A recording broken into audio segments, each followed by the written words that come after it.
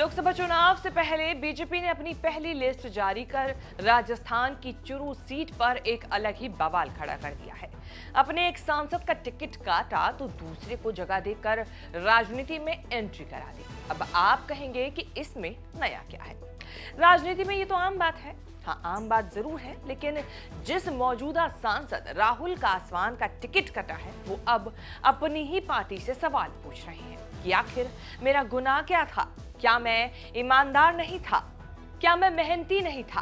क्या मैं निष्ठावान नहीं था? क्या मैं दागदार था? और क्या मैंने चुरू लोकसभा में काम करवाने में कोई कमी छोड़ दी थी?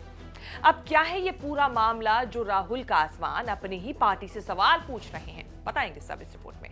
नमस्कार, मैं हूं कीर्ति और आप देख रहे हैं न्यूज तक। बीजेपी 195 सीटों पर अपने कैंडिडेट्स उतार चुकी है। पहली लिस्ट में राजस्थान की 15 सीटों में से एक सीट खूब चर्चा में बनी हुई है। इस बार बीजेपी ने राजस्थान की चुरू सीट से मौजूदा सांसद राहुल कासवान का टिकट काट दिया है। उनकी जगह पैरालंपिक में 2 बार गोल्ड मेडल जीतने वाले खिलाड़ी देवेंद्र झाझड़िया को टिकट दिया गया है। बीजेपी के इस कदम के बाद राहुल कासवान ने अपना दर्द सोशल मीडिया प्लेटफॉर्म एक्स पर शेयर किया।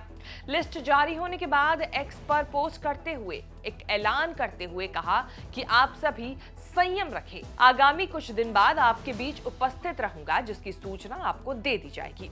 तो वहीं एक दूसरे पोस्ट में राहुल कासवान ने सवाल भी पूछा और कहा कि आखिर मेरा गुनाह क्या था? अब टिकट कटने के बाद से चुरू सांसद राहुल कासवान दिल्ली में डेरा डाले बैठे हैं। राहुल कासवान खुले तौर पर भले ही बगावत ना कर रहे हों, लेकिन बगावत की चिंगारी लगती यहां पर जरूर नजर आ रही है। हालांकि बीजेपी की खूबी भी यही है कि वो अपनी पार्टी में उठ रही बगावत की आवाजों को कुचलना अच्छी तरह से जानते हैं। जब हमने उनसे बात करने की कोशिश की इस पूरे मामले के बारे में, तो उन्होंने इस पर कुछ भी कहने से साफ इनकार कर दिया। जाहिर है राहुल कासवान टिकट कटने से काफी नाराज है। वहीं राजस्थान के स्वास्थ्य मंत्री गजेंद्र सिंह खीवसर ने विरोध करने वालों को भी करारा जवाब देते हुए कहा कि किसी भी नेता को आजीवन टिकट नहीं दिया जा सकता। मतलब एक ही उम्मीदवार को जिंदगी भर चुनाव नहीं लड़ाया जा सकता।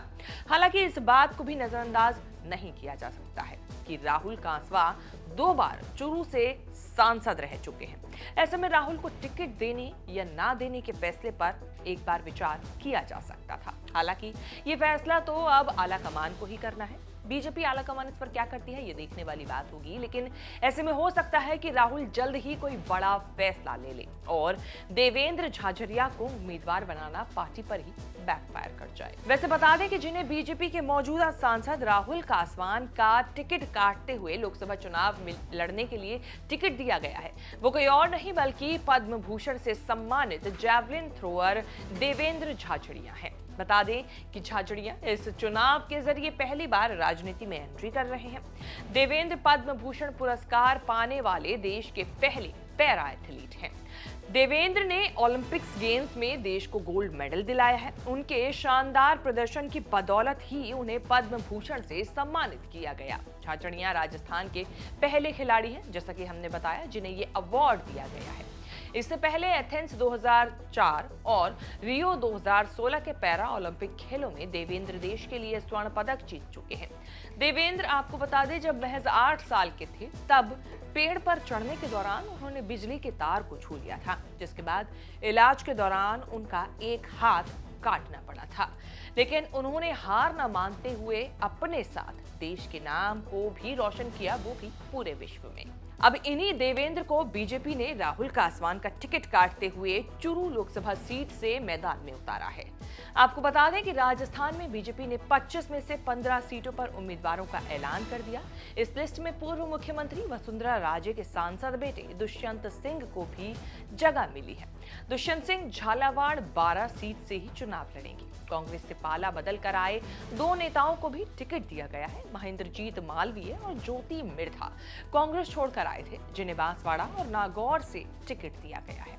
अब देखना होगा बीजेपी का राहुल कासवान का टिकट काट कर देवेंद्र झाझड़िया को देना चुरू लोकसभा सीट के लिए कितना फायदेमंद उनके लिए साबित हो सकता है। वैसे आपकी इस वीडियो को लेकर और बीजेपी के इस फैसले को लेकर क्या कुछ राय है, कमेंट करके जरूर बताएं। देश विदेश से जुड़ी बाकी तमाम बड़ी खबरों के साथ अपडेट रहने के लिए आप देखते रहें न्यूज तक।